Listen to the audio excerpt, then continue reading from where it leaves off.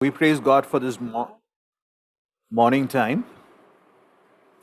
आज के सुबह के लिए समय के लिए परमेश्वर की हम स्तुति करते हैं। I would request you to keep your cameras on. It helps us to focus in this limited, um, medium that we have to gather together. मैं आपसे गुजारिश करूंगा कि फिर से जो भी हमारे पास में एक सीमित माध्यम है, आप अपने कैमरा को चालू रखें। Let's pray. Heavenly Father, we come to your throne of grace this morning. We come here not out of our merits, not out of our ability, talent, or gifting. We come here because you have been gracious to us. We are fragile, feeble, and weak human beings, and we need your word to help us sustain and live to flourish under your care and blessings. So, Lord, as we open this word in front of us, we request you to speak to each one of us.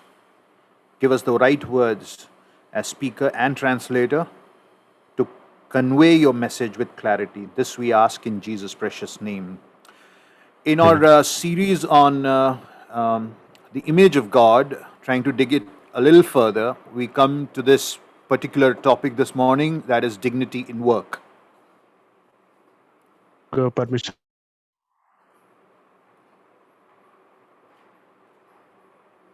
Ajit, you've gone on mute.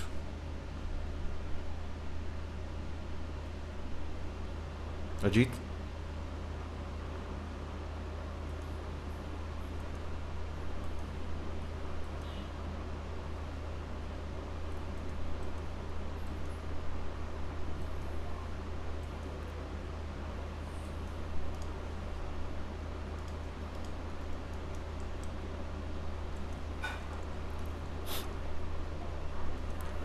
I think he's dropped, so we'll just wait a few minutes to before he joins in. Just to recap a bit, we have been doing this series. We have been, for those who are joining us new, we have been doing the book of Genesis as expositional study in our church on Sunday mornings. We are on the sixth day, and we, after having traced the love of God on the sixth day, we are here talking about the image of God and the value and dignity and worth that it brings to our lives. Is Ajit back? Yes. Okay. So today we talk on this particular topic of dignity in work. Let's get back. इसलिए छठवें दिन में हम जब परमेश्वर के प्रेम की बात कर रहे थे कि किस प्रकार से उसने प्रेम में हमारी रचना की अपने स्वरूप और समानता में, आज हम इस सुबह बात करेंगे कि किस प्रकार से परमेश्वर ने जो काम को बनाया, कार्य किया उसने, उस कार्य में भी उसने एक एक एक गौरव प्रदान किया है, उसको एक एक एक सम्मान प्रदान किया है, और इसी काम में सम्मान या कार्य करने का सम्मान, उसके बारे में आज सुबह हम बात करेंगे। The proposition I want to make this morning before you is that we are created for work and all work is good. और आज के सुबह जो मैं मुख्य बात आपके सामने रखना चाहता हूँ वो ये है कि हम लोगों को काम करने के लिए बनाया गया है, और हर एक काम जो हम करते हैं वो भला है। The dignity in work that we are going to consider this morning, I would like to divide it in three parts for us, for our understanding. That is the who of the work, the what of the work, and the why of work. आज की सुबह जब हम काम की महिमा या काम का गौरव, उसके बारे में जब हम बात करेंगे तो उसको तीन छोटे भागों में बांटेंगे। पहला भाग जो होगा कि काम को कौन करने वाला है, उससे संबंधित हम बात करेंगे। काम क्या होता है, क्या उससे संबंधित बातें होती हैं, उसके बारे में बात करेंगे। और काम क्यों किया जाता है, उसके उस पहलू से, क्यों उस वाले पहलू से संबंधित हम बात करेंगे। Let's consider the who of the work. जब हम काम के बारे में बात करते हैं तो कौन काम करता है, वो When you कौन से संबंधित जो इसका पहलू है, उसके बारे में हम बात करेंगे। when in verse 26 we find the statement, let us make humanity in our image to resemble us so that they may take charge. और हम उत्पत्ति में देखते हैं पहले अध्याय में कि किस प्रकार से 26वीं आयत में कहता है कि वो हम मानव को अपने स्वरूप में बनाएं ताकि वे अधिकार रखें। There are two things about the who of the work. One is dignity, the other one is hierarchy. और जब हम काम के बारे में बात करते हैं और ये सवाल करते हैं कि कौन काम करता है, तो 2 बातें सामने आती हैं और वो होता है कि काम जो कर रहा है उसकी महिमा क्या है? उसकी उसका गौरव क्या है? और दूसरा ये है कि जब काम करने वाले हैं तो क्या उसमें कोई क्रम है? The question must be asked, who is this who is called to work, to understand his dignity? अब अगर ये समझना है कि जो काम कर रहा है अ, उसकी उसका क्या गौरव है, उसका क्या सम्मान है। आशीष भैया कैन यू अभिषेक भैया can you find the right word for dignity? तो गरिमा ही कह अ, रहे हैं। गरिमा ये कह रहा है ना? हाँ। तो अगर किसी व्यक्ति जो काम करने वाला है, उसकी गरिमा को जानना है, तो ये ज़रूरी हो जाता है कि हम ये एक सवाल पूछें और वो सवाल है what is that question? Who is this called to work? Who is और this वो person? स और ये सवाल है कि ये व्यक्ति जिसको काम करने के लिए बुलाया गया है, वो कौन है? In other words, this if you read verse 26, you identify that they have been given charge. Humanity has been given charge. अगर आप 26 आयत को पढ़ें पहले अध्याय की उत्पत्ति के, तो आप उसमें पाएँगे कि मानवता को, पूरे सारे मनुष्यों को एक अधिकार दिया गया है। So the one who is called to take charge is the one who is created in the image of God. इसलिए जिसको ये अधिकार दिया गया है काम करने का, उसको परमेश्वर के स्वरूप में बनाया गया है। Now you could understand the image of God in probably 1,000 different ways, and as we in our previous session spoke about it, that it is basically who we are when you want to understand the image of God, and not just a certain part of us that is in the image of God, the very creation of man itself in the image of God. But in verse 26, you understand that the very image of God is leading into work, that is for man to take charge. He is created in the image of God so that he will take charge. अब अगर हम परमेश्वर के स्वरूप में होने की बात करें, तो उसके बहुत सारे अर्थ हम लोग निकाल सकते हैं, जैसे कि हमने अपने पिछले संदेश में बात भी की थी कि जब हम परमेश्वर के स्वरूप में बनाए जाने की बात करते हैं, तो सिर्फ ऐसा नहीं है कि हमारी जो शख्सियत है, हमारी मनुष्य के नाते जो पहचान है, उसका कुछ हिस्सा ही परमेश्वर के स्वरूप में है, ऐसा नहीं है। बल्कि हमारी हस्ती के जितने भी पहलू हैं, सारे पहलू, सब पूरी हस्ती हमारी परमेश्वर के स्वरूप में बनाई गई है। इसीलिए So जब man, हम यहाँ पे कहते हैं, यहाँ पे देखते हैं पहले अध्याय के 26 आयत में, तो वहाँ पे परमेश्वर ने पहले हमें स्वरूप में बनाया और स्वरूप में बनाए जाने के कारण वो हमें अधिकार देता है। in other words, he is given us dignity, he is given us value, he is given us worth before he is given us work. कहने का मतलब ये है कि इसके पहले कि उसने हमें काम दिया, उसके पहले ही उसने हमें गरिमा दी, उसने हमें महत्व दिया, उसने हमें सम्मान दिया। So it's very clear that your work now does not define who you are. You are defined by who you are, being created by God in His image. That's your definition. That's your work. That's your value. That's your identity. इसलिए जो पते की बात है, जो कहने वाली बात है, वो ये है कि हमारा सम्मान मानव के रूप में, हमारी गरिमा हमारे काम से नहीं आती कि हम जो काम करते हैं उसी के आधार पे हमारी गरिमा होगी, नहीं। सबसे पहले परमेश्वर ने हमें गरिमा प्रदान की, हमें सम्मान प्रदान किया और उसके कारण ही हमसे काम करने के लिए कहा जाता है। So, as one preacher said, who I was listening to, the label comes first and then the labor. और इसीलिए मैं एक प्रचारक को सुन रहा था, उसने बड़े अच्छे तरीके से कहा कि हमारी पहचान जो है वो पहले आती है, उसके बाद में हमारा परिश्रम आता है। But that doesn't mean that work in itself is degraded. Absolutely not. Work is assigned to this dignified creature who is in the image of God. Therefore, work is good. लेकिन इसका मतलब ये भी नहीं है कि हम ये मान लें कि नहीं, मानव की गरिमा होती है लेकिन काम की गरिमा नहीं होती है। नहीं, काम अपने आप में उसकी एक गरिमा होती है, अपने आप में उसका एक स्थान होता है, उसका एक महत्व होता है। लेकिन जिसको परमेश्वर ने महत्व प्रदान किया है, जिसको गरिमा प्रदान की है, उसके द्वारा हम काम की गरिमा को देखते हैं।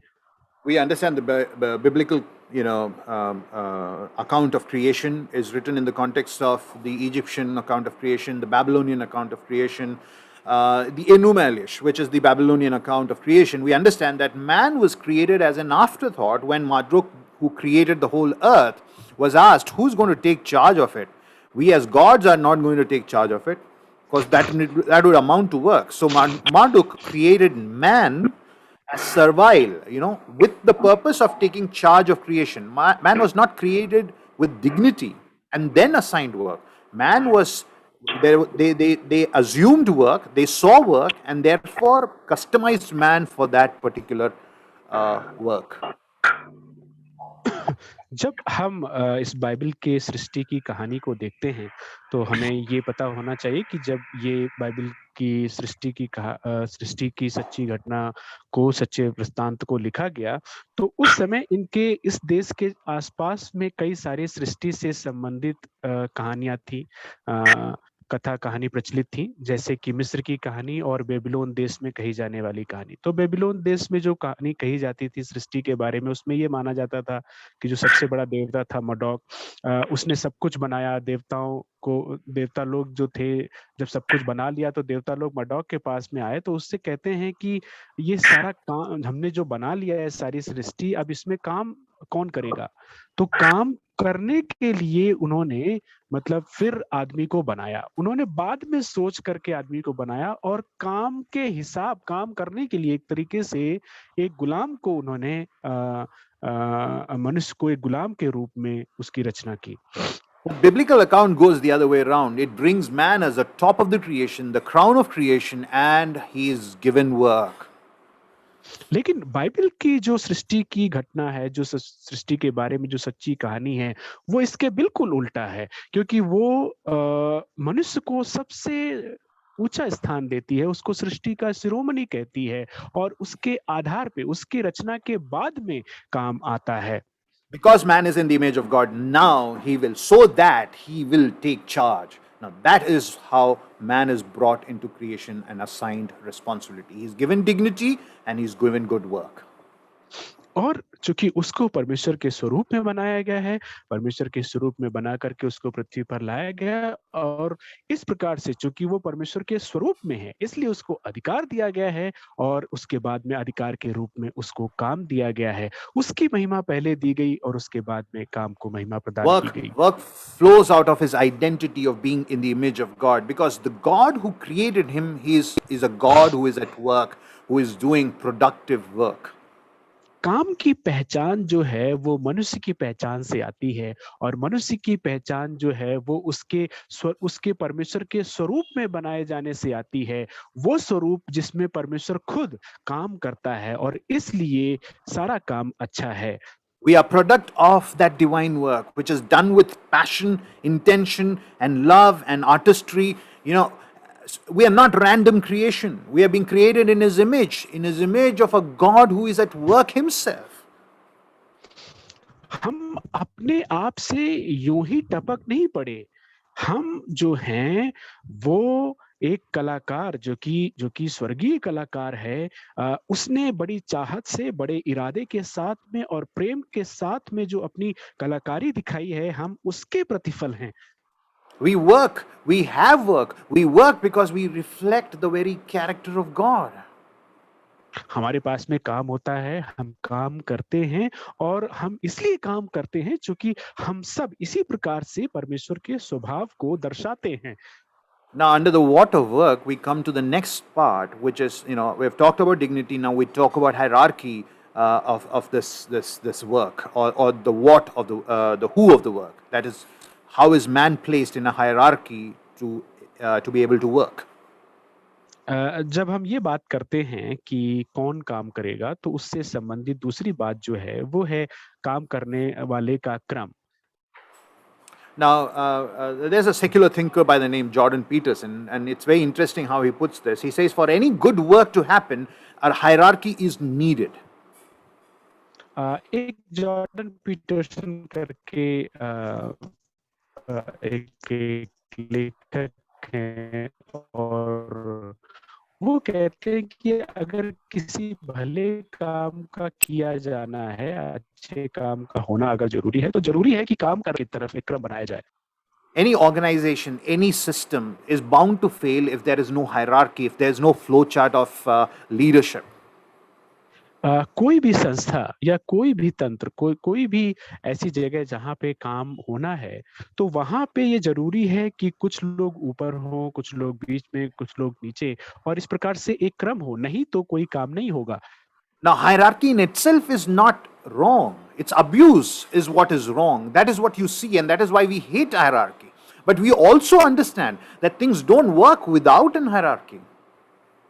अ जब लोगों के ओहदे का एक क्रम बनाया जाता है, लोग जिस पद पे उनको काम दिया जाता है, जब एक क्रम बनाया जाता है उनका कि हाँ, कुछ लोग पद में ऊँचे हैं, कुछ बीच में हैं, कुछ नीचे हैं, तो इसका मतलब ये नहीं कि क्रम अपने आप में बुरा है, नहीं।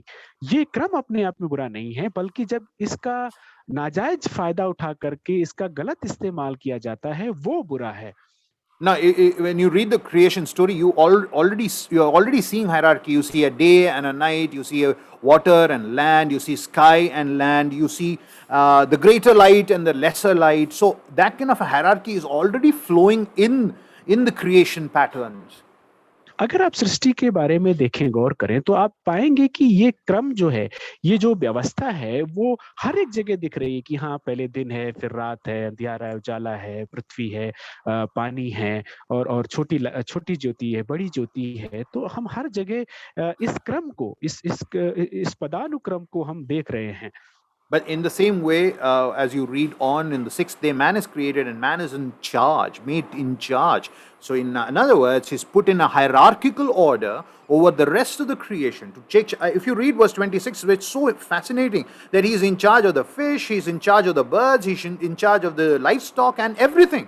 So, man is at the top of the order and he's made the hierarchical in charge of everything that is created. और जब आप छठवें दिन में देखते हैं कि किस प्रकार से परमेश्वर ने उसको बना करके आदेश दिया, एक प्रकार से अधिकार दिया कि वो सारे पशु पक्षियों पर, मछलियों पर, इस सृष्टि पर अधिकार रखेगा, तो वहाँ पे एक क्रम परमेश्वर ने बना दिया है कि इस क्रम में मनुष्य जो है वो सबसे ऊपर रखा गया है सृष्टि में और इस प्रकार से अदन के बगीचे में उसको रख दिया गया है। That is, in the 6 days of creation, it is only man who has a job description. Nothing else has a job description. अगर कहने का मतलब ये है कि अगर आप गौर करें तो आप पाएंगे कि छठवें दिनों में जितनी भी सृष्टि की गई है उसमें सिर्फ मानव क्या काम करेगा उसके बारे में विस्तार से बताया गया और किसी को काम की जिम्मेदारी नहीं दी गई है। काम करने की जिम्मेदारी सिर्फ मनुष्य को दी गई है। But hierarchy here is not for man to exploit what he has been given.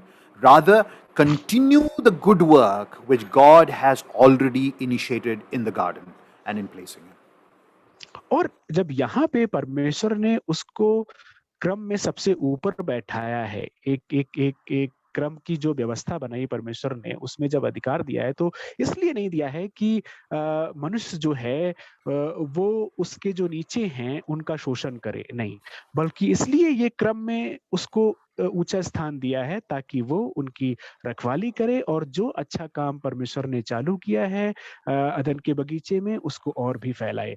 In other words, hierarchy is bringing that responsibility to man to take care, to harness the energy, to expand the garden, to expand this what beautiful creation God has done. कहने का मतलब ये है कि जब परमेश्वर ने वो व्यवस्था बनाई, क्रम की एक व्यवस्था बनाई, तो उसमें ये है कि वो उसको जिम्मेदारी प्रदान करता है कि मनुष्य जिम्मेदारी के साथ में काम करे, प्रकृति में जो संभावनाएं हैं, जो ऊर्जा है, जो भलाई है, उसका इस्तेमाल करे और इसको आगे फैलाए। So hierarchy is nothing but stewardship, good stewardship of the whole creation. इसलिए जब हम इस पदानुक्रम की बात करते हैं या पदों के क्रम की व्यवस्था की बात करते हैं, तो ये और कुछ नहीं, ये सिर्फ ये जो सृष्टि है उसके अच्छे भंडारी होने की बात है। In imaging God, we are now sub-creating, we are innovating so that the creation is flourishing. और चूंकि हम परमेश्वर के स्वरूप में बनाए गए हैं, इसलिए अब हम परमेश्वर के स्वरूप के अनुसार ही छोटे-छोटे कलाकार हैं और हम अलग-अलग चीजें जो हैं वो बनाते हैं। That is what Keller would say work has dignity because it's something that God does, and because we do it in God's place as His representatives. और इसीलिए तिमोथी केलर कहते हैं कि कार्य की एक गरिमा है, काम की गरिमा इसलिए होती है क्योंकि ये ऐसा कुछ है जो कि परमेश्वर स्वयं करता है, और चूंकि हम परमेश्वर के प्रतिनिधि के रूप में उसने हमें अपनी जगह पे रखा है, इसलिए काम की गरिमा है। So we've looked at who of the work, and we have understood that this who has a dignity, and he also has hierarchy, or you could actually put it as he is one who has responsibility. So man has dignity, man has responsibility because he is created in the image of God in respect to the work that he is assigned to do. इसलिए जब हमने काम काम में गरिमा इस शीर्षक के संदेश की शुरुआत की, तो उसमें पहले भाग को हमने ये देखा कि काम करने वाला जो है वो कौन है, उसकी असली पहचान क्या है। तो उसकी असली पहचान ये है कि काम के पहले मनुष्य की गरिमा आती है। ऐसा नहीं है कि काम के कारण उसको गरिमा मिलती है, बल्कि परमेश्वर ने उसको गौरवशाली बनाया है, इसलिए उसकी गरिमा है। अब दूसरी बात ये है कि उसमें उसने एक व्यवस्था दी है, यानी कि एक क्रम दिया है, और इसका मतलब ये कि परमेश्वर ने मनुष्य को जिम्मेदारी दी है कि जो काम करे वो जिम्मेदारी से करे, जो काम करे उसकी एक गरिमा होगी। That brings us to the second part, that is the what of the work. अब हम अपने संदेश के दूसरे भाग में पहुंचते हैं, और उस छोटे भाग का वो छोटा भाग है कि ये जो काम होगा वो क्या होगा, वो पहलू हम देखेंगे।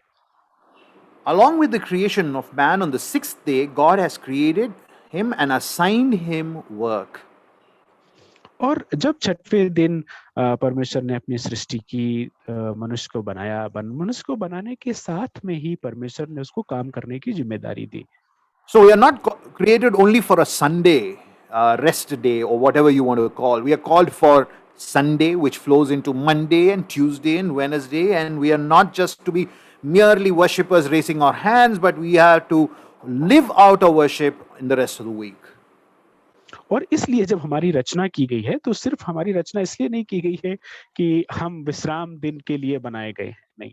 हमें जब विश्राम दिन के लिए बनाया गया है, तो उसकी आराधना करने का जो ये दिन है, वो और सारे दिनों में भी मिल जाना चाहिए।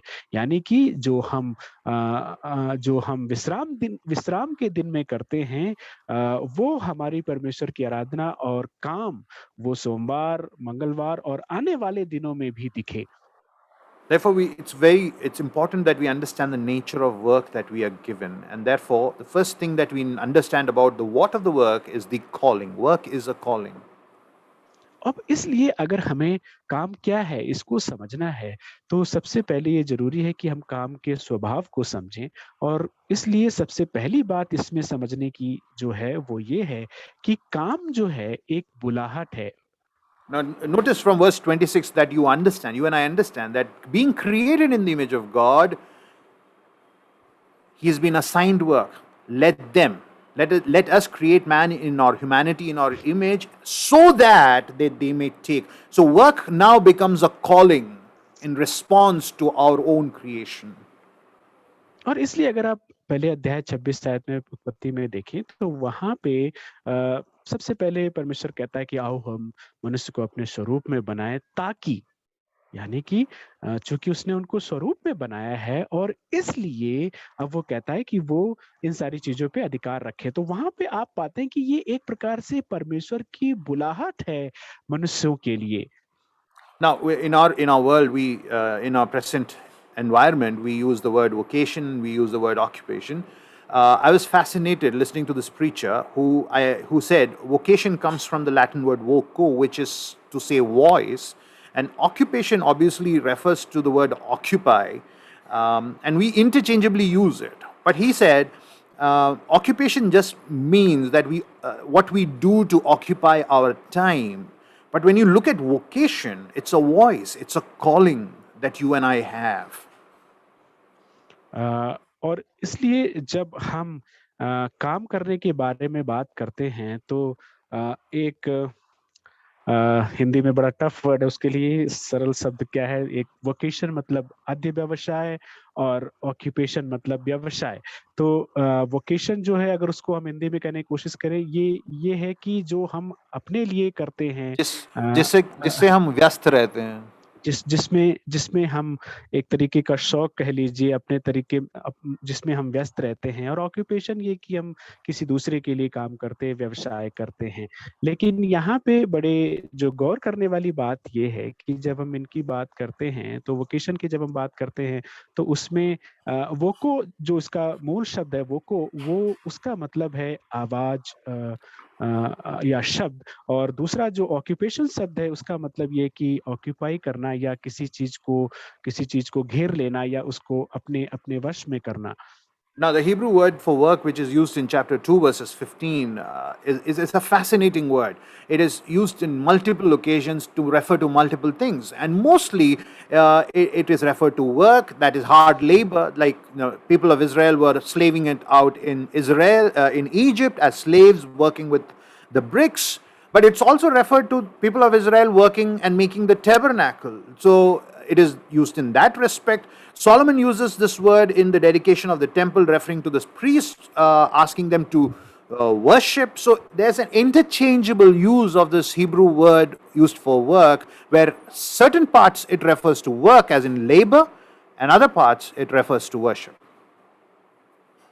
और उत्पत्ति 2:15 में जो हम काम के लिए जो शब्द इस्तेमाल किया गया है, जब हम उसको देखते हैं तो वो अलग अलग अर्थों में इस्तेमाल हुआ है, लेकिन उसका मुख्य अर्थ जो है वो यही है कि परिश्रम के साथ में काम करना। अब अलग अलग अर्थ अगर हम देखें तो इजरायली लोग जो काम करते थे, कठिन परिश्रम करते थे, उसके लिए भी वो शब्द इस्तेमाल हुआ है। मिलाप वाले तंबू में जो काम करते थे उसके लिए भी वो शब्द इस्तेमाल हुआ है। इसी प्रकार से सुलेमान ने जब मंदिर को परमेश्वर को समर्पित किया तो वहां पे भी जो जिम्मेदारियां दी गई लोगों को, वहां काम के लिए इस शब्द का इस्तेमाल किया गया है। तो इस प्रकार से हम देखते हैं कि इसका इस्तेमाल कठिन परिश्रम के रूप में भी किया गया है, आराधना के रूप में भी किया गया है और सेवकाई के रूप में भी किया गया है, लेकिन अधिकतर ये परिश्रम को दिखाता है। Therefore, it would be safe to conclude, and I quote, that God's original design and desire is that our work and our worship would be a seamless way of living. Properly understood, our work is thoughtfully woven into the integral fabric of Christian vocation. For God designed and intended our work, our vocational calling, to be an act of God honoring worship.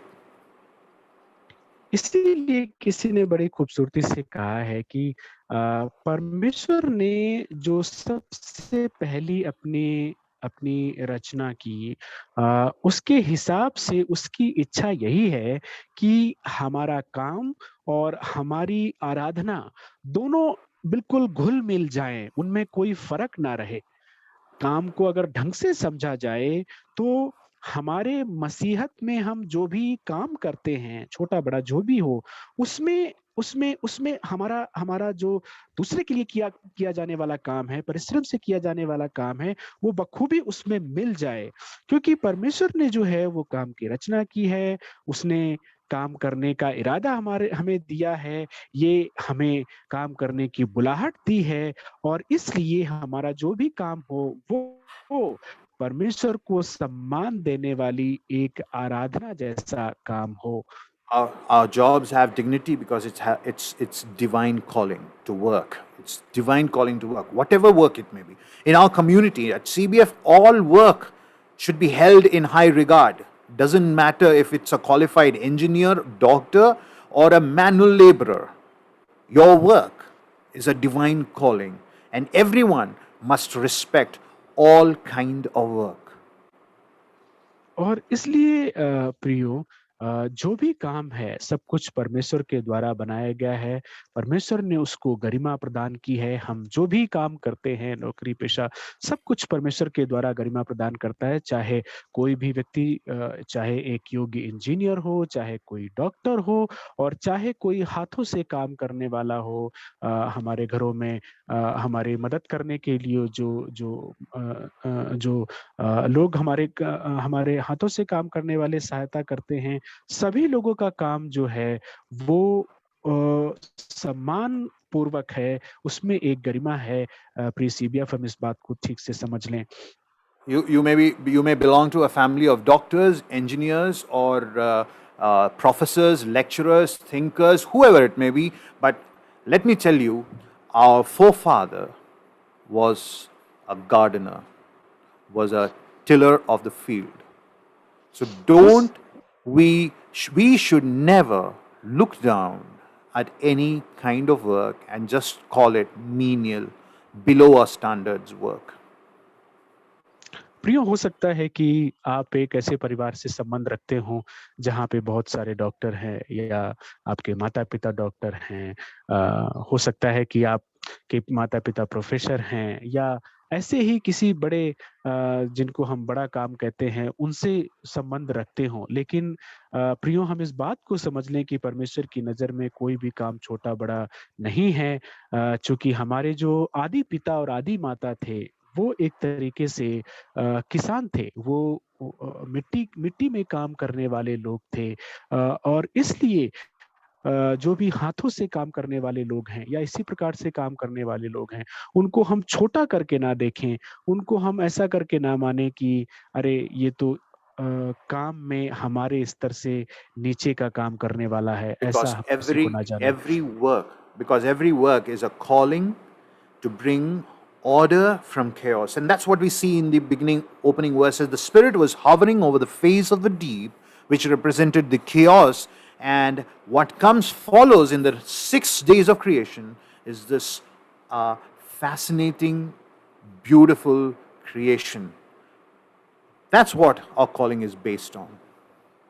इसलिए हम इस बात को समझ लें कि हर एक काम जो है वो सभी के लिए अलग-अलग बुलाहट है, और ये बुलाहट है कि हम अव्यवस्था से व्यवस्था लाएं। अपने काम के द्वारा हम अव्यवस्था से व्यवस्था लाएं। जैसे कि हम सृष्टि में भी देखते हैं कि सृष्टि बेडौल और सुनसान पड़ी थी, पवित्र आत्मा जल के ऊपर मंडलाता था, वहां पे अव्यवस्था दिखती है। लेकिन 6 दिनों की सृष्टि के बाद में हम देखते हैं कि परमेश्वर ने कितनी खूबसूरती के साथ में उस अव्यवस्था को व्यवस्था में बदला, और उसी चीज को हमें बुलाहट के द्वारा करना है। There are two ways we defy this calling. One is by laziness, and the other is workaholism.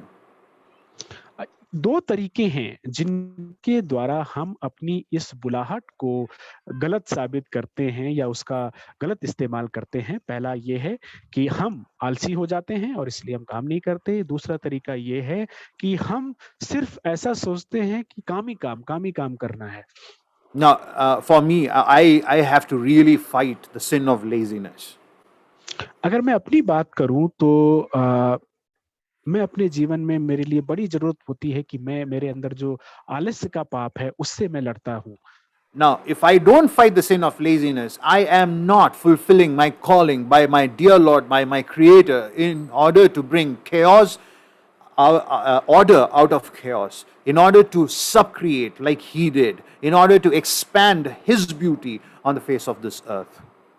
अब अगर मैं अपने इस आलस्य के पाप से नहीं लड़ता हूँ, तो इसका मतलब ये है कि मैं अपने प्रिय उद्धारकर्ता परमेश्वर की जो बुलाहट है उसका सम्मान नहीं कर रहा हूँ। उसने जो मेरी बुलाहट की है कि मैं अव्यवस्था से व्यवस्था की तरफ बढ़ूं अपने काम के द्वारा, उसका मैं अनादर करूंगा। अगर मैं Therefore, I urge, as Paul would say, everyone should work. You should not be sitting idle. You should not be not working. You should be working. You should push yourself out of laziness, my dear friends. If you have a job assigned, a work assigned, it is not something which you have. It's not something which you use for your own survival. It is your calling. It's your divine calling, and your response cannot be laziness towards it. इसलिए प्रियो, जैसा कि पौलुस कहता है, मैं भी वैसे ही याद दिलाना चाहूँगा कि हम आलसी ना बने। हमारी बुलाहट है कि हम परिश्रम करें, मेहनत करें। हम अपने काम को सिर्फ़ जीने का एक ज़रिया ना मानें, उसको हम अपनी बुलाहट समझें, और इसलिए हम पूरे परिश्रम के साथ में अपनी काम को एक बुलाहट समझते हुए हम सभी लोग आलसी ना बन कर के, बल्कि हम परिश्रम करें, काम करें। Now, the second one is workaholism, and we understand how people are in today's world. You know, today, I mean, I don't know, because of technology or whatever it is, everybody is working every day. There is no concept of rest. People have forgotten the 40-hour week. People have forgotten rest. There seems to be this frenzy for work. I know a believer who said, 24 hours is not enough for him to uh, uh, in a day for him to work. और इसलिए दूसरा तरीका जो है, दूसरा जो नज़रिया है जिसके द्वारा हम अपने परमेश्वर की इस बुलाहट का अनादर करते हैं, वो ये है कि हम ये सोचते हैं कि सिर्फ़ ज़िंदगी में काम ही काम है। हम ये भूल गए हैं कि हमारी रचना में आराम भी एक हिस्सा है। हम 40 घंटे का जो एक सप्ताह होता है, जिसके बारे में कहा गया था, हम उसको बिल्कुल भूल गए, और हमको लगता है कि हमारा जन्म जो है वो सिर्फ़ काम करने के लिए हुआ है। मैं एक विश्वासी को जानता हूँ, उनका कहना है कि अ, उनको काम करने के लिए 24 घंटे भी कम पड़ जाते हैं। So, if you're a boss who believes that 24 hours is not enough, I can tell you, you are not honoring God's divine calling, and two, you are also misleading and kind of pulling down your team who works under you by not allowing them to perform, to work to their potential, by being a burden on them. और इसलिए अगर आप मान लीजिए किसी संस्था में आप बड़े अधिकारी हैं, एक अगुवे हैं, और वहाँ पे आप ये माँग करते हैं अपने टीम से कि हम 24 घंटे से भी ज़्यादा काम करेंगे, हम काम ही काम करेंगे। तो एक तरीके से पहली बात तो ये है कि आप परमेश्वर की बुलाहट का अनादर कर रहे हैं, और दूसरी बात ये है कि आप अपने टीम के ऊपर बहुत ही ज़्यादा दबाव डाल के उनके अंदर जो काम करने की क्षमता है, सही तरीके से काम करने की क्षमता है, उसको आप बिगाड़ रहे हैं। As a church, I think we have failed to pray for all kind of work. There are so many work that is represented in our church. Another kind of work. I was thinking about the medical workers, probably numbering in thousands who've lost their life during the COVID waves. Do we pray for them? Do we pray for the kinds of work that we must pray for? The health workers, the engineers, the manual laborers, the housewives, you know. और मैं इस बात को मानता हूँ कि हम अपने कलीसिया में बहुत सारे जो काम हैं उनके लिए प्रार्थना करने में असफल रहे हैं। अगर हम इस कोविड महामारी के दौरान में देखें तो कई सारे स्वास्थ्यकर्मी जो हैं उन्होंने अपने जीवन को खो दिया है, और इसी प्रकार से बहुत सारे लोग हैं, क्या हम उनके लिए प्रार्थना कर पाए हैं? चाहे हम इंजीनियरों के बारे में बात करें, चाहे हम जो हाथ से काम करते हैं उनके बारे में बात करें, या जो घर में गृहिणियाँ हैं, क्या हम उनके काम को समझते हैं, उनके काम को सम्मान देते हैं? क्या हम उनके लिए प्रार्थना करते हैं?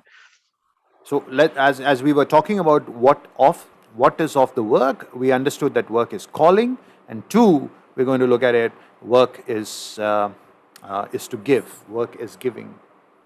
और इसलिए जब हमने ये बात की कि काम क्या है, तो पहली बात हमने समझी कि काम जो है एक बुलाहट है, और उसको हम इस प्रकार से नहीं समझ सकते कि नहीं सिर्फ काम ही काम करना है, और दूसरी बात ये है कि हम आलस्यपन में भी आलसीपन ना करें। अब दूसरी बात ये Just है कि काम का मतलब ये है कि देना। just the last week, my kids asked me why are you not working and earning like others do? पिछले सप्ताह ही मेरे बच्चों ने मुझसे पूछा कि जैसे दूसरे लोग नौकरी करके पैसा कमाते हैं, आप वैसा क्यों नहीं करते हो? Now that comes from the notion of using work to gain. अब ये सवाल उस सोच से आया है, जो सोच ये कहती है कि काम सिर्फ इसलिए किया जाता है कि उससे कुछ फ़ायदा मिले। But when you notice chapter 1, 26 to 31 and 2:15 of book of Genesis, you understand that work God gives is not to gain but to give. लेकिन अगर आप उत्पत्ति पहला अध्याय 26 से लेकर के 31 आयत तक देखें और उत्पत्ति 2 अध्याय 15वीं आयत में देखें, तो आप वहां पे पाएंगे कि परमेश्वर ने जो काम का विचार रखा है, परमेश्वर के हिसाब से काम सिर्फ इसलिए नहीं है कि उससे कुछ फायदा मिले, बल्कि काम जो है उसका मतलब है देना। So when you read verse 29, sorry, wrongly put it there as 28 and 20, it's 29 and 30, you identify the use of the word give 2 times in this passage, where God has completed 6 days of work, and what has He done with His work? He's given it over. और यहाँ पे अगर आप उत्पत्ति पहला अध्याय 29-30 में आप देखें, तो वहां पे हम 29-30 दो आयतों में 2 बार इस शब्द का इस्तेमाल करते हैं कि वो काम करने के बाद में चीजों को दे रहा है। और अगर हम 29 आयत में देखें तो वहां पे भी इसका इस्तेमाल हुआ, 30 आयत में भी इस्तेमाल हुआ कि वो कहता है कि मैं ये सारी चीजें तुमको देता हूँ। Now, what is Adam and Eve supposed to do with their work? Gain or give? अब अगर ऐसी बात है तो आदम और हव्वा को अपने काम से क्या फायदा लेना था या उनको अपने काम के द्वारा किसी को कुछ देना था? Work, and I quote, is a vocation or calling, a contribution to the good of all, and not merely a means to one's own advancement, to one's own fulfillment and power. और इसलिए एक बड़ा अच्छा हवाला है जो मैं आपके सामने रखता हूँ कि काम जो है वो एक प्रेम से किया जाने वाला काम है, व्यवसाय है, और वो वास्तव में एक बुलाहट है जो दूसरों की भलाई के लिए किया जाता है, और सिर्फ अपनी भलाई के लिए नहीं, अपनी उन्नति के लिए नहीं किया जाता, ताकि उसके द्वारा आपको संतृप्ति मिले और आपको शक्ति मिले।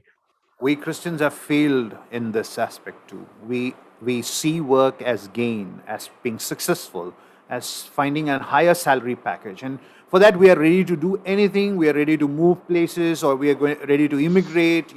Look for those greener pastures, so that life is better. Our earnings are better. Our bank balances are better. But where is the concept of giving from your labor? हम मसीह लोग जो हैं वो काम के इस पहलू में भी बहुत ही असफल रहे हैं, क्योंकि हमको लगता है कि काम जो है उसके कारण हमारी उन्नति होना चाहिए, हमको अच्छी सैलरी मिलना चाहिए, और इसीलिए हमारे बैंक बैलेंस अच्छे होना चाहिए, और इसीलिए हम कोशिश करते हैं कि काम करने के लिए चाहे हमको अपनी कलीसिया छोड़ के जाना पड़े, हमको परिवार छोड़ कर जाना पड़े, हमको अपना देश छोड़ करके जाना पड़े, हम सब कुछ करने के लिए तैयार हो जाते हैं, क्योंकि हमको लगता है कि काम जो है उससे फायदा मिलना चाहिए।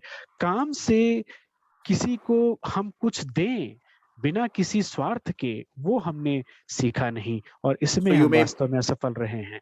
You may be a hairdresser, a housewife, a teacher, an architect, a civil engineer, a program coordinator, or a data entry executive, or a customer support, whatever it may be. You are called to work to give, and not merely to work to gain. और इसलिए हो सकता है कि आप बाल बनाने वाले हों, या घर में आप एक गृहिणी हो सकता है कि आप एक डेटा एंट्री करने वाले हों, या आप एक संस्था में बड़े एक एग्जीक्यूटिव हों, हो सकता है कि आप इसी प्रकार से अन्य सारे कामों को करने वाले हों, लेकिन आपसे यही अपेक्षा की जाती है कि काम के द्वारा सिर्फ आप अपना फायदा ना देखें, बल्कि लोगों को कुछ प्रदान करें। Servitude comes out of love, my dear church. और ये जो नजरिया है वो प्रेम में होकर के आता है।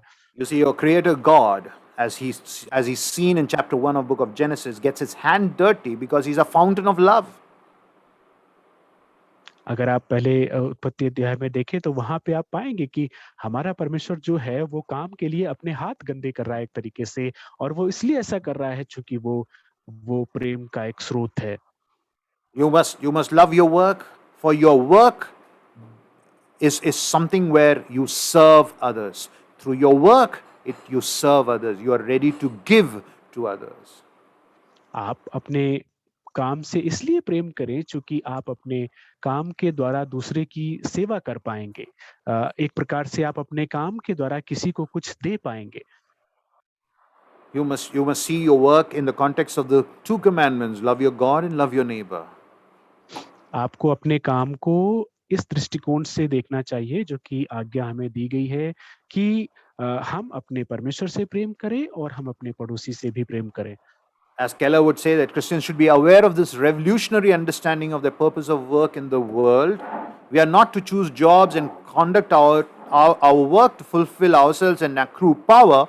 For being called by God to do something is empowering enough.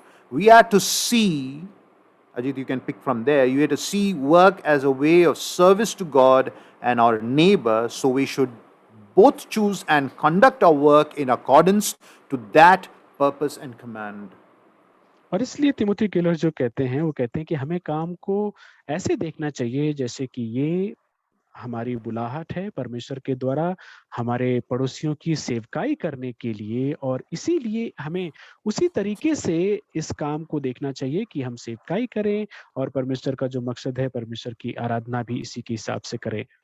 That brings us to the third part, why of the work.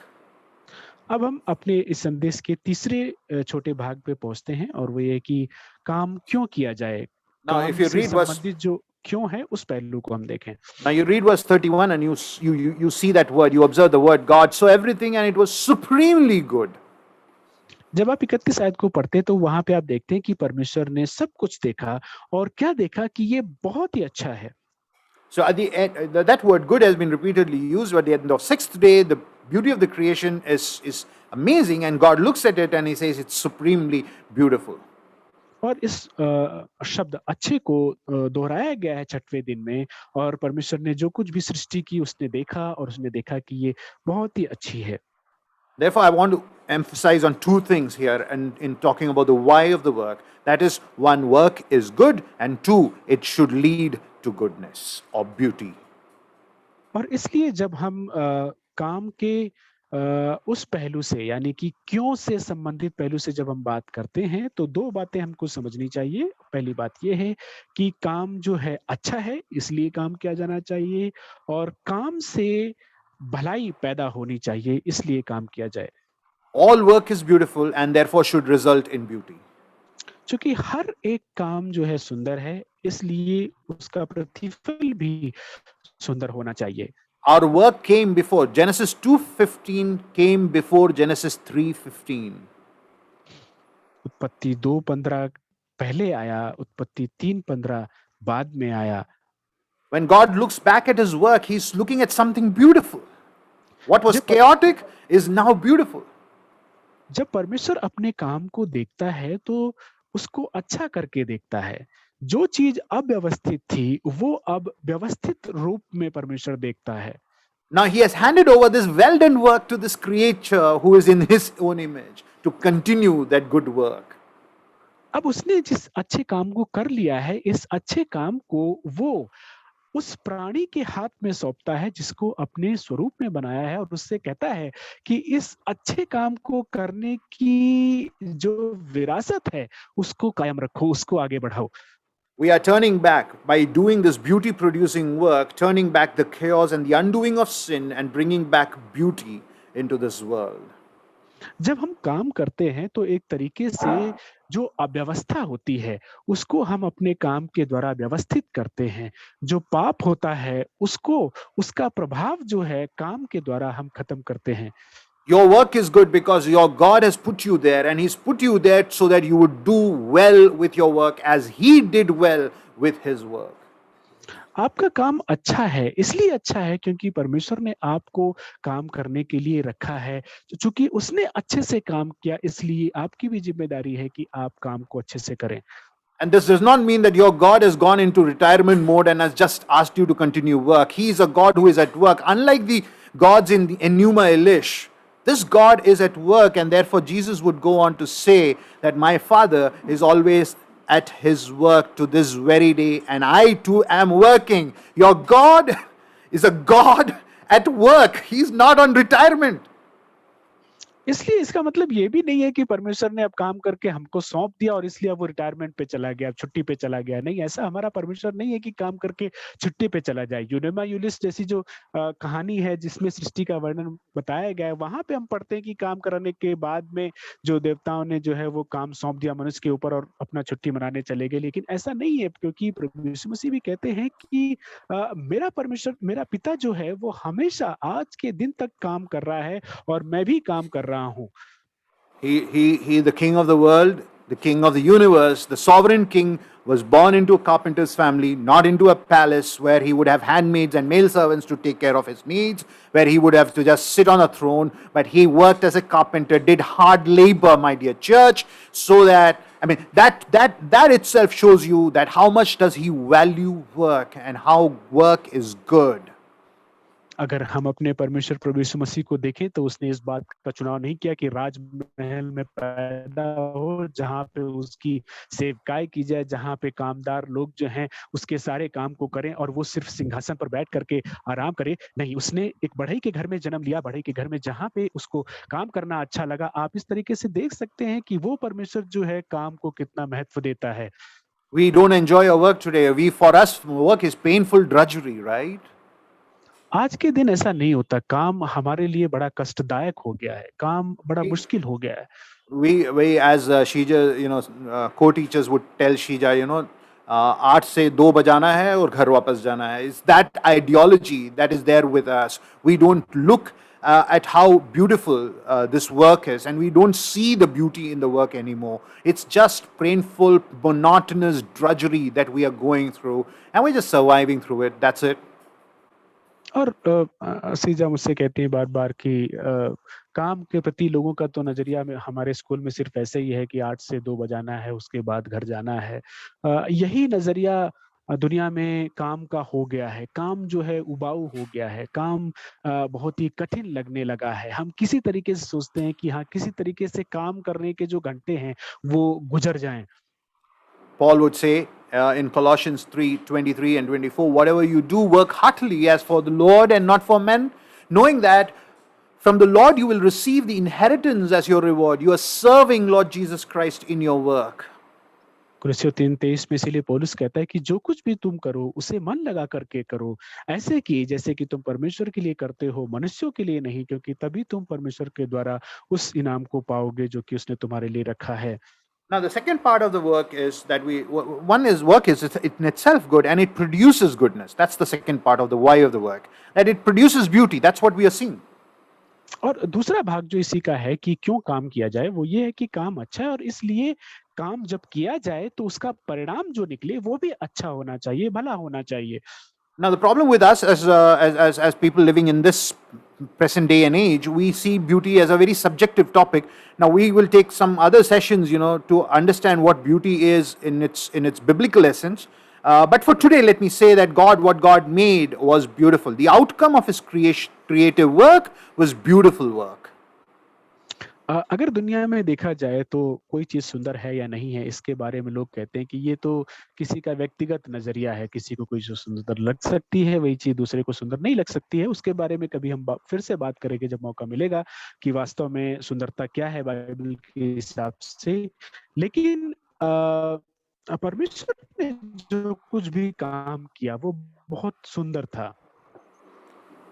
Now, let me say this morning that what God made was very beautiful, and we, placed as His image bearers, are to further expand. That is the calling.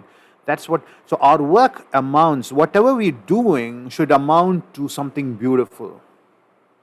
और इसलिए चूंकि हमारे परमेश्वर ने जो भी काम किया वो बहुत ही सुंदर था और इसीलिए आज की सुबह मैं आपसे कहना चाहता हूँ कि हम जो भी काम करें वो उसका प्रतिफल, उसका परिणाम सुंदर होना चाहिए। So Adam was placed in the garden to subcreate, to expand. So Adam and Eve will beget children. They will create families and they will grow into cities, social networks. And I quote, that's the quote up on your screen. We are meant to exercise dominion in such a way that this earth will become a showcase of glory and beauty of the majesty of God. The ultimate goal was for every aspect of life and culture to be saturated with the beauty and the glory and the love of God. और इसीलिए जब परमेश्वर ने आदम और हव्वा को अदन के बगीचे में बना करके रखा, तो उनसे यही आशा की जाती थी कि वो वहाँ की रखवाली करें, उसके बाद में जो है वो संतान पैदा करें, और संतान पैदा करने के बाद में वो फूले-फले, आगे बढ़ें, समाज एक पैदा हो, समाज के द्वारा देश पैदा हो और इस प्रकार से खूबसूरती फैले। और इसीलिए यहाँ पे इस हवाले में कहा गया है कि जब उनसे ये कहा गया था कि वो अधिकार रखें इस सृष्टि की सारी चीज़ पे, तो उसका मतलब यही था कि जब वो अधिकार रखें तो उनके अधिकार के द्वारा परमेश्वर की महिमा, परमेश्वर की शान और परमेश्वर की सुंदरता दिखाई पड़े। And असली I मकसद think जो था उनके जीवन का ये यही था कि उनका जीवन और उनकी संस्कृति जो है वो परमेश्वर की महिमा, उसके प्रेम और उसकी सुंदरता से भर जाए और ये वहाँ से चीज़ें उमड़ती हुई दिखाई पड़ें। I think Joe has already put that as how we look at work and classification of work. And let me say this, adding to what he said, that we classify work as something which produces beauty and flourishment and which brings glory to God. So everything that you see around and what is being called as work and vocation probably is not work and vocation. जो भाई ने जैसे कि काम के बारे में उसका जो वर्गीकरण है, उसको कैसे बाँटना है, उसके बारे में जो बात कही है, उसमें मैं और जोड़ कर के कहूँगा कि हम काम को जब बाँटते हैं, तो काम काम को बाँटने का जो असली मकसद होना चाहिए, वो यही होना चाहिए कि अ, सारे काम से चीज़ें जो हैं, वो सुंदर होकर के निकलें, सुंदर होकर के हमारे सामने आएँ।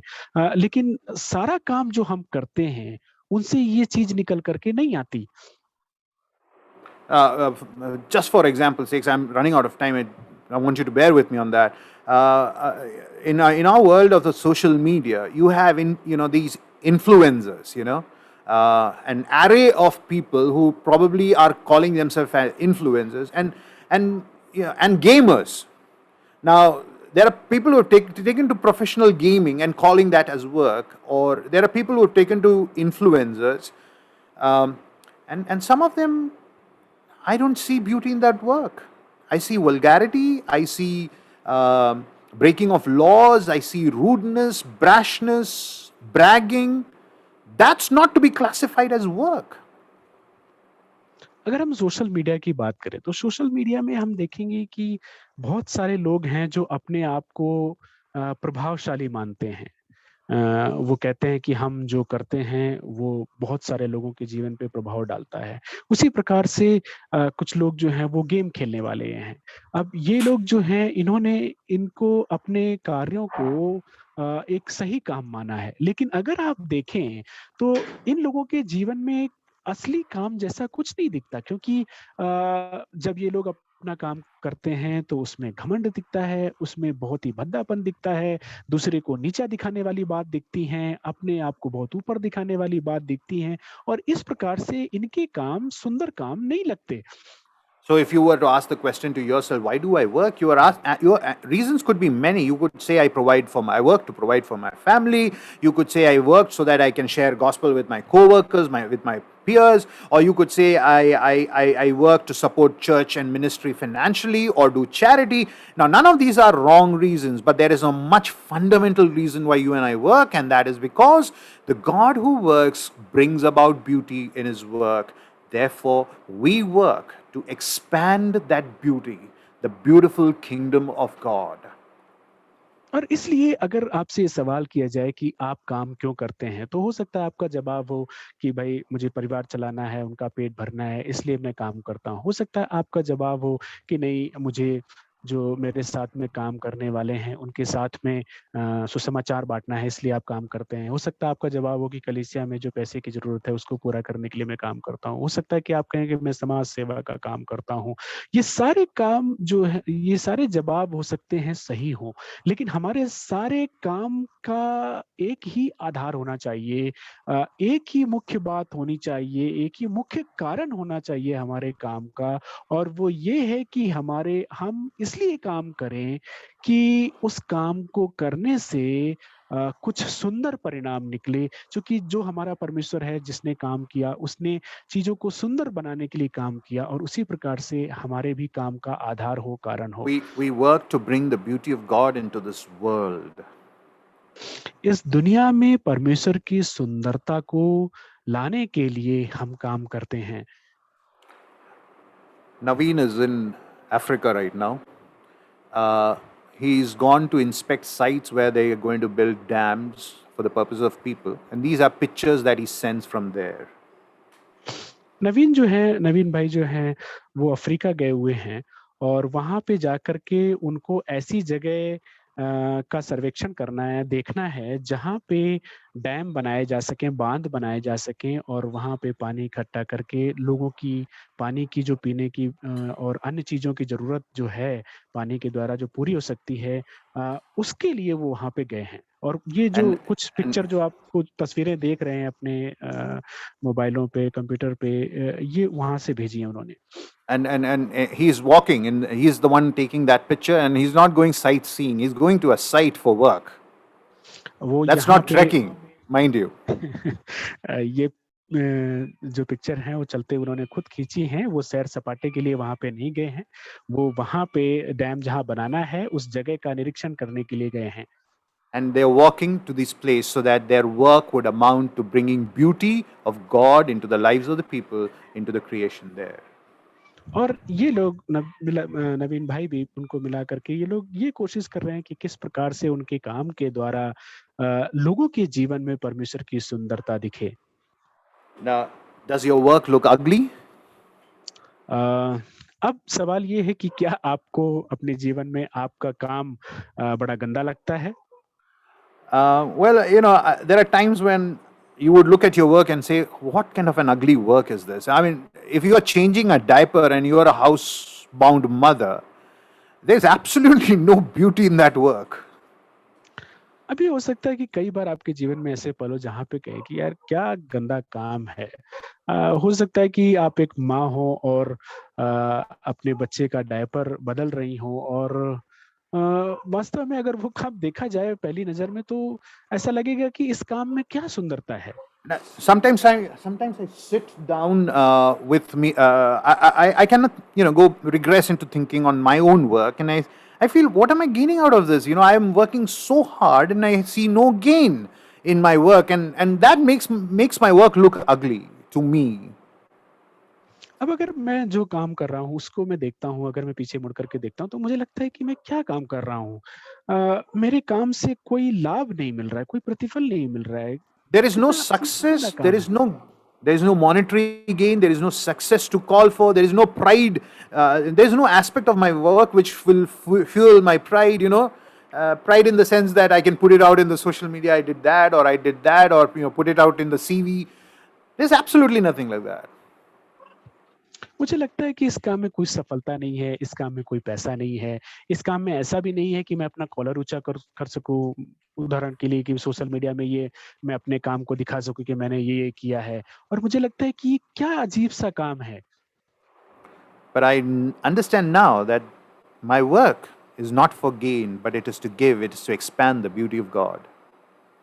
लेकिन अब मैं इस बात को बेहतर तरीके से समझ पा रहा हूँ कि मेरा काम जो है वो सिर्फ अपने लिए कुछ हासिल करना नहीं है, बल्कि मेरे काम के द्वारा दूसरे लोगों को चीजें प्रदान करना है, सुंदर प्रतिफल देना है, जैसा कि परमेश्वर ने कहा। If my speaking today beautifies your world, that is my purpose. अगर मेरे संदेश के द्वारा, मेरे इस काम के द्वारा आपकी दुनिया, आपके जीवन की दुनिया में कुछ सुंदरता जुड़ती है, तो यही मेरा काम है। Do you remember the words from the cross? It is finished. क्या आपको वो शब्द याद हैं जो कि कलवरी क्रूस से बोले गए कि सब कुछ When do you पूरा s- हुआ? when do you say those words? You say them when you have done with your work. सब कुछ पूरा हुआ। ये शब्द आप तभी कहते हैं जब आपका काम खत्म हो जाता है, पूरा हो जाता है। Jesus finished his work on the cross. प्रभु यीशु मसीह ने अपने काम को क्रूस पे खत्म किया। In doing so, he took away the ugliness of my life, the chaos in my life, and caused by sin, my own sin, and turned it to order and beauty. जब उसने ये काम पूरा किया तो उसने अपने जीवन के द्वारा उस क्रूस पर मेरे अंदर जो गंदापन था पाप के कारण उसको हटाया, पाप के उस भद्देपन को हटाया और उसी के साथ में जो मेरे जीवन में अव्यवस्था थी उसको भी उसने व्यवस्थित किया। In his finished work, we have life so that we could expand his kingdom in how we do work, whether it is any kind of work. उसके पूर्ण बलिदान में, पूर्ण काम के द्वारा ही हमारे जीवन में एक ज्योति आती है, जिसके कारण कि हम उसके राज्य में जो भी काम करें उसको सही तरीके से कर सकें। So your work could look ugly at times. At times it would look meaningless. At times it looks dirty. But yeah, go ahead. इसलिए आपका काम हो सकता है कि कई बार आपको बड़ा अजीब सा लगेगा, गंदा लगेगा, उबाऊ लगेगा, बेकार का लगेगा। But don't get me wrong when I say this, that as you clean the dirtiest diaper as a young mother or a father, there's no harm in fathers cleaning the diapers. They must, I believe. It is no less than the work of Mozart because of the finished work of Christ. और इसलिए अब मैं जो कहने जा रहा हूँ काम के बारे में, उसके कारण आप मायूस ना हो, आपको बुरा ना लगे। लेकिन मैं ये कहना चाहूँगा आपसे कि अगर आप एक माँ हैं जिनका अभी एक नवजात शिशु है और उसका गंदे से गंदा डायपर आप बदल रही हैं, तो आपका काम उतना ही उम्दा है, उतना ही अच्छा है, जैसे कि मोज़ार्ट के द्वारा, जो कि संगीत का बादशाह था, उसके द्वारा किया गया उम्दा संगीत का काम है। How do you see your work? आप अपने काम को किस नज़रिए से देखते हैं? I will end my sermon with that question. Please try to figure out an answer to your question, to this question. इस सवाल के साथ में ही मैं अपने संदेश को समाप्त करके इस सवाल को आपके साथ छोड़ना चाहूँगा कि आप अपने काम को किस नज़रिए से देखते हैं? I'm extremely sorry I spoke for 1 hour, 5 minutes and 10 seconds. But you have been patient in listening to me. May God bless you and may God bless your work. And if I have, through this sermon, brought any difference to you thinking about your work, may God be glorified for that too. Thank you. मुझे माफ़ करें कि मैंने आपका काफ़ी समय ले लिया, लेकिन मैं परमेश्वर को धन्यवाद देना चाहूँगा अगर इस संदेश के द्वारा काम के प्रति जो आपका नज़रिया था उसमें कुछ भी बदलाव आया हो। शुक्रिया।